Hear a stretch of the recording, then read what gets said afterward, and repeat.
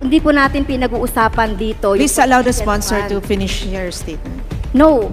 Kasi po, Madam Speaker, ang tinatanong ko lang dito kung meron o wala na expressly provided for. Wala pa po ako dun sa contingent fund. At payagan niyo po kung papayagan po. Well, Madam Speaker, I will gladly give you how much, whatever time is needed to clarify this very important issue. Kahit na 2 oras po tayo dito, I will give it to you. Ito na nga, di na magkamayo ang dating magkakampi at nagkainitan na. Franz Castro at Stella Kimbo nagkagulo na. Pero bago ang lahat, maaari kayong mag-subscribe para maging updated sa mga issue at bagong mga balita. Umabot nga sa mainit na tensyon ang usapin ng 2 dating magkasangga na si Franz Castro at Stella Kimbo. Ito'y matapos hindi magkaintindihan sa usapin ng mga nakalaang budget para sa salary increase. Castro naggalit nang natagalan itong masagot ni Kimbo sa kanyang interpelasyon. Narito ang buong detalye. Madam Speaker, would a good sponsor yield to some of my questions? Yes, Madam Speaker. Thank you, Madam Speaker. On my first topic is about the salaries and benefits of our teachers and our government employees. So yung unang tanong ko, Madam Speaker, ay siguro answerable by yes or no.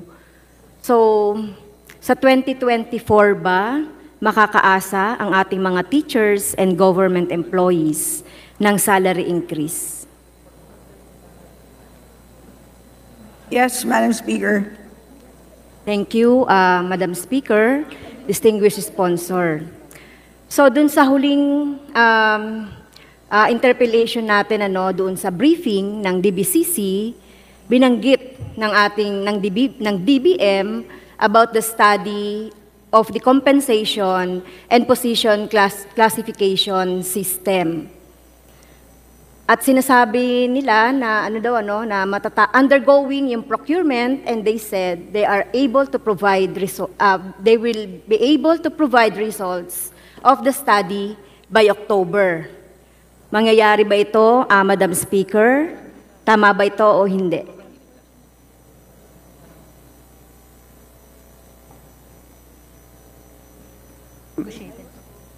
Madam Speaker, unfortunately, nagkaroon ng failure sa bidding, and therefore magkakaroon po ng negotiated procurement,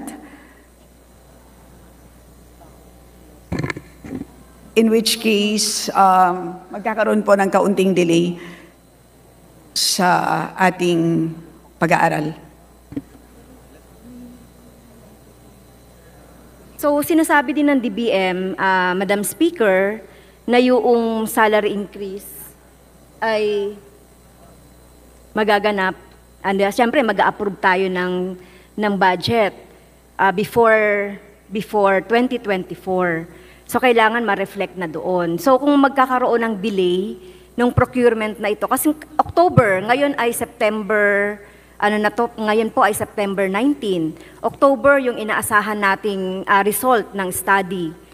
At magkakaroon ng so November, December, maipapasa na yung batas or hopefully yung GAA 2024. So maihabol ba ito doon sa 2024 budget? Kasi ang sagot kanina, magkakaroon talaga ng salary increase. Pero nakadepende, Madam Speaker, ang salary increase doon sa binanggit kong study kanina. So do you think magkakaroon pa kayo ng enough time on our dito sa budget natin, sa seasonal budget natin, on budget season, para ma-effect yung sinasabing salary increase? If ever naman po na magkaroon ng delay, pwede naman pong gawing retroactive. So meron naman pong commitment na makukuha po nila ang buong salary increase na prinamis po sa kanila. Okay, so ilang buwan natin makikita yung delay? May araw ba, may weeks yung delay ng procurement ng study?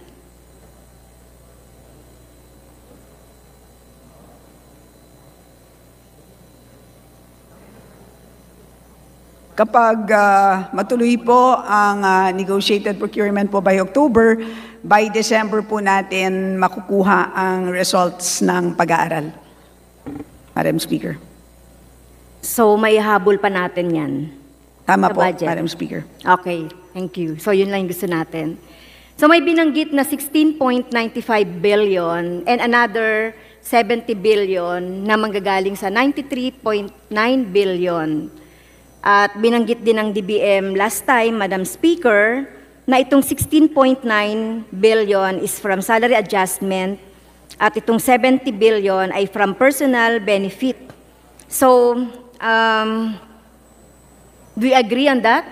Tama po ba? Ito yung panggagalingan noong pinopropose nating salary increase.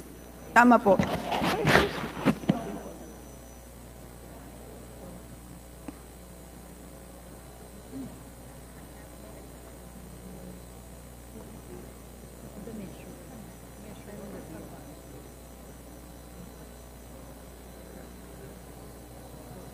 Tama po ba?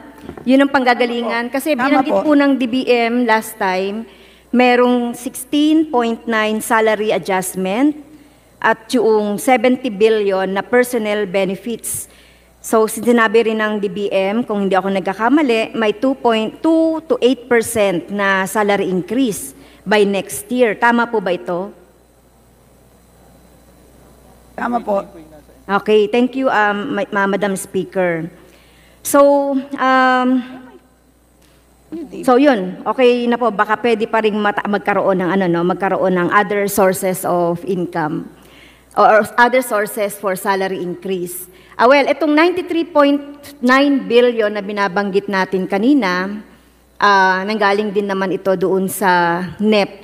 Ano po ba ang composition nitong 93.9 billion? Maliban doon sa 70 billion from 93.9 billion. Resources?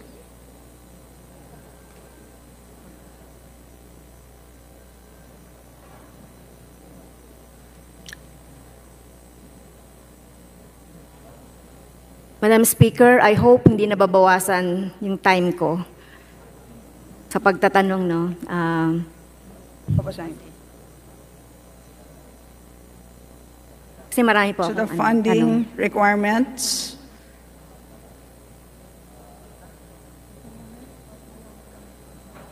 So ang tanong po is, ano ang funding requirements for the 93.8 billion? Madam Speaker, binanggit kasi noong nakaraang budget briefing sa DBCC, merong 93.9 billion. Dito manggagaling yung sinasabi natin na binanggit din ng DBM na 70 billion personnel benefits. So ano pa po ba yung other 23.9 billion? Kasama ba ito doon sa pwedeng ma-earmark for salary increase?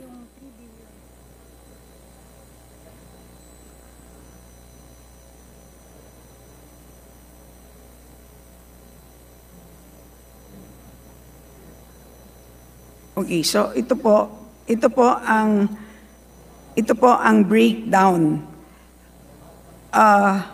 Ang increase in uniform and ano yung CA? Clothing allowance is 1.368 billion. An increase in RATA is 619 million. Ang staffing modifications and upgrading of salaries is 3.98 billion. Ang salary adjustment and other compensation is 87.9 billion. So the total is 93.89 billion. Okay. Thank you, Madam Speaker and distinguished sponsor. So nakuha na natin yung 93.9 billion. So malinaw, Madam Speaker, na meron doong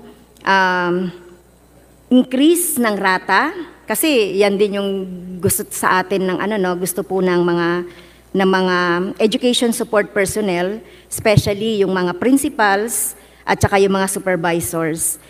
3.98 billion na earmark for other benefits At ang mahalaga, Madam Speaker, at ito po ay ikinatutuwa ng representasyong ito, na magkakaroon ng increase na 1,000 doon sa clothing allowance. Dito po ako natutuwa, no? Aside from merong nilalaang budget, ang DBM para sa salary increase na more or less 8%, ay nadagdagan pa yung uniform and clothing allowance ng 1,000. So ang ibig sabihin, Madam Speaker, from 6,000 pesos na clothing and uniform allowance, based on Section 54 of our NEP, ay magiging 7,000 na ito. Tama po ba? Tama po. Yes, so isa na pong natin to, no? Isa pong tagumpay natin ito, Madam Speaker, dito sa Kongreso, dahil matagal na po natin itong pinopropose. Actually nga, ang proposal ng kinatawang ito ay 10,000 na clothing and uniform allowance. But 1,000 is increase, ay matutuwa na po ang ating mga government employees, plus the salary increase. Okay, next, Madam Speaker, punta na po ako doon sa another topic ko on the confidential funds.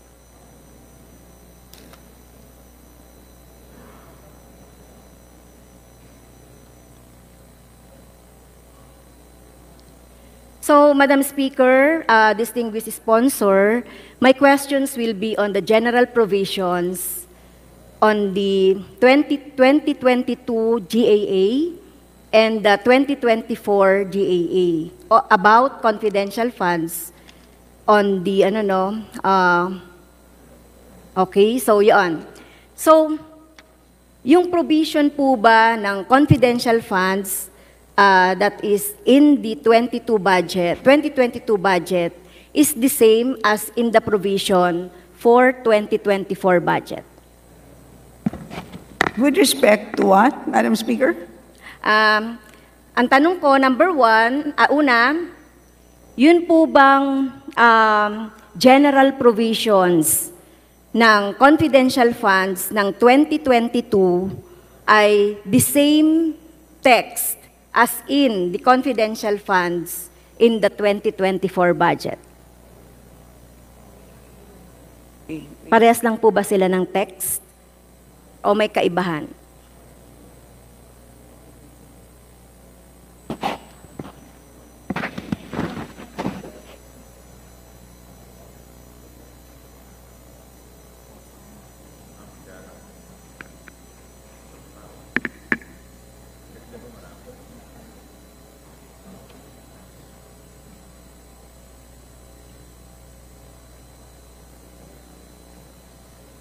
Where is my... Can you give me the general provision?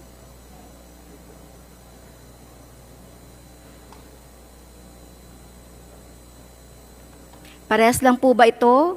Or hindi? Kung hindi, ano po yung difference? Madam Speaker, they are identical. Okay. Thank you for that answer. So, malinaw po, no, yung guidelines natin on confidential and intelligence funds na nakalagay sa general guidelines ng 2022 is the same as in the 2024 budget. Okay?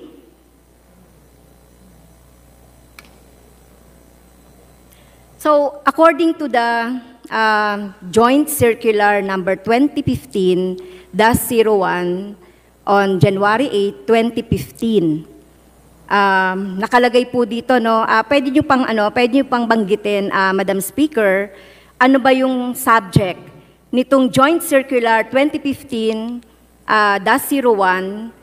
on January 8, 2015?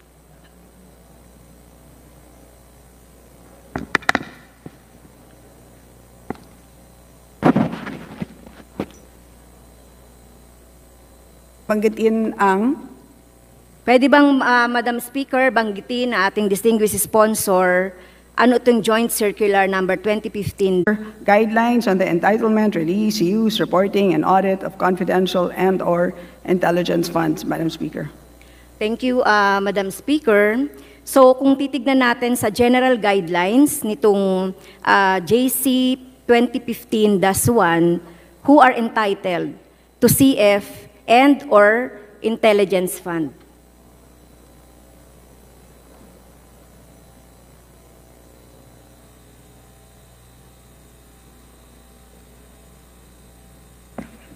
Madam Speaker, NGAs which are expressly provided budget allocation for CF and or IF under the GAA and or other laws, GOCCs as provided in their COBs, in respect only to CF as may be expressly authorized by the GCG under RA number 10149 and by the DBM for all other GOCCs and LGUs whose peace and order is a priority concern and which have duly allocated CF but not IF in their annual appropriation ordinances, provided that specific amount for POP is included in their peace and order and public safety plan, and provided further there is a specific appropriation for POP in their annual budget, that the computation of allowable CF of an LGU shall be based on the budget of the LGU's POP only.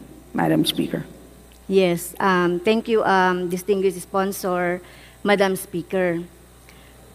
So, in that general provision, who are entitled to CF and IF, so do you agree that the NGAs with expressly provided budget allocations are only entitled to CF or IF? Yes, Madam Speaker.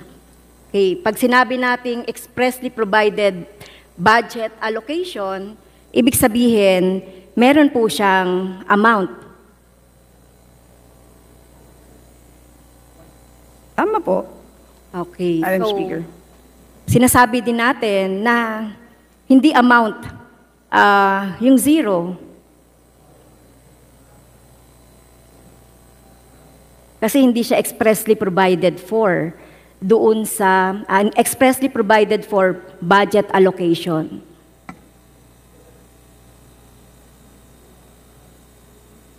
Ang tanong ko po, so hindi budget allocation ang zero?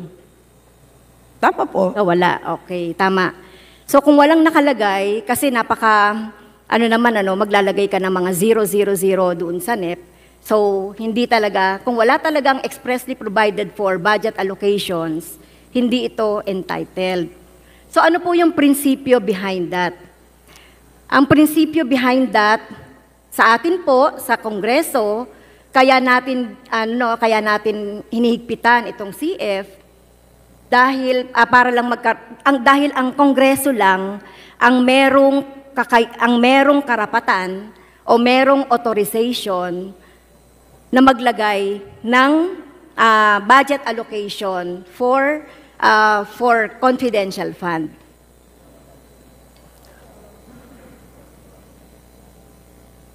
At kung gumastos ng CF nang wala naman sa GAA, ang ibig sabihin nito, Madam Speaker, ito ay unauthorized or unlawful obligation or expenditure. Tama po ba? Sorry.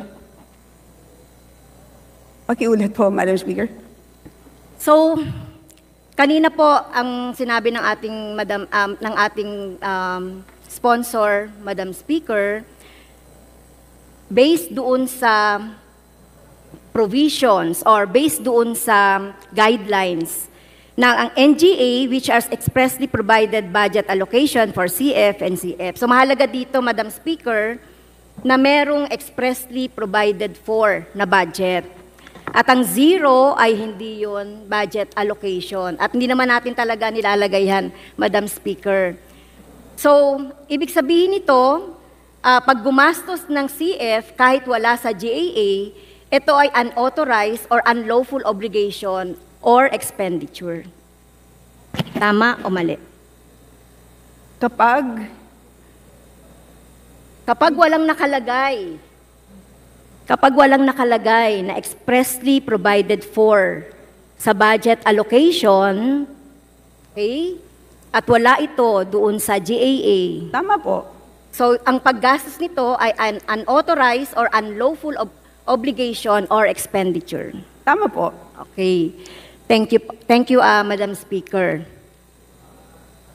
So ang OVP ba in 2022, is it entitled for the confidential fund? Tama po, Madam Speaker. Is the OVP, ulitin ko is the OVP entitled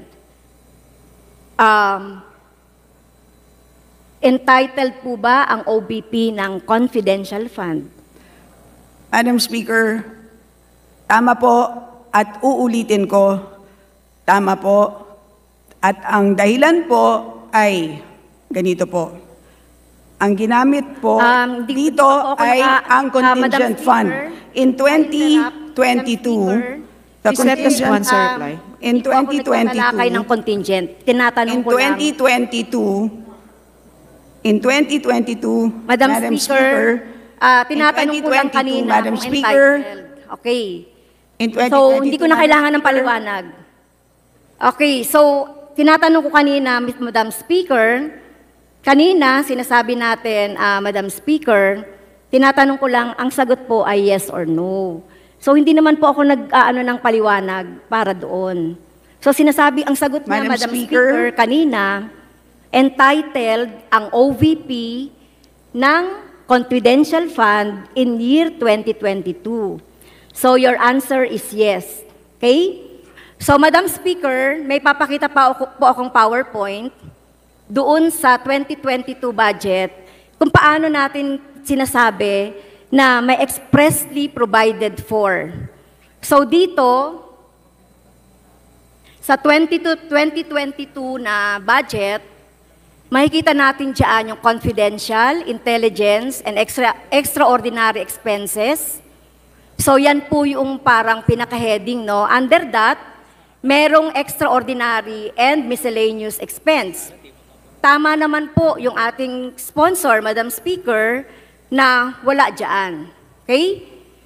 Pero kung titignan natin yung 2023 na budget, ayan, budget for 2023, may confidential fund.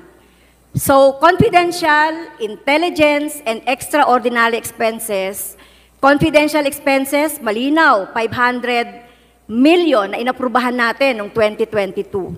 At meron ding extra ordinary and miscellaneous expenses na 620,000. Okay? So yung difference ng dalawa, Madam Speaker, here it is expressly provided for budgetary allocation. In 2022 ay wala. Tignan natin yung Office of the President. OP in 2022, Madam Speaker, may confidential fund at intelligence fund. Okay? Under pa rin sa heading ng confidential, intelligence, and extraordinary expenses. Merong confidential, merong extraordinary miscellaneous expenses, at meron ding intelligence expenses na inaprubahan natin noong 2022. Okay, next. Noong 2023 na budget ng OP. So, ganun pa rin, the same pa rin. Merong intelligence, merong extraordinary, merong confidential expenses. So, ang ibig sabihin, Madam Speaker, based on our example, kung hindi siya expressly provided for budgetary allocation, wala. Okay? Wala ang 2022 na confidential fund under the Vice President, under the OVP. Tama po ba yon, Madam Speaker? Madam Speaker, una sa lahat, one can force her opinion, but one cannot force her facts. Una sa lahat, maling bahagi ng libro ang tinitignan po ninyo. Maliwanag, nagdeklara ang Supreme Court na ang contingent fund Okay. ay isang So, line item appropriation. Madam Speaker, So, ibig wala sabihin tayo nun- doon sa contingent fund. So, ibig sabihin nun, Hindi po natin pinag-uusapan dito. yung Please allow the contingent sponsor fund. to finish your statement. No. Kasi po, Madam Speaker, ang tinatanong ko lang dito kung meron o wala. na At expressly sumagot po ako, Madam provided for. Speaker, Wala na pa po ako meron. dun sa contingent At fund. payagan niyo po akong ipaliwanag kung bakit meron. Ang problema po is ayaw po natin makinig. Gusto ko po, Madam Hindi po Speaker, ako ayaw ipaliwanag kung bakit... na ano po yung oras ko, Madam Speaker. Pinapatanong kaya nga po yes or no lang po para mas mabilis. Madam So, Speaker, kanina, Madam sinasabi natin, Speaker, hindi ako nagtatanong. payagan Session niyo sana suspended. ako, Madam Speaker.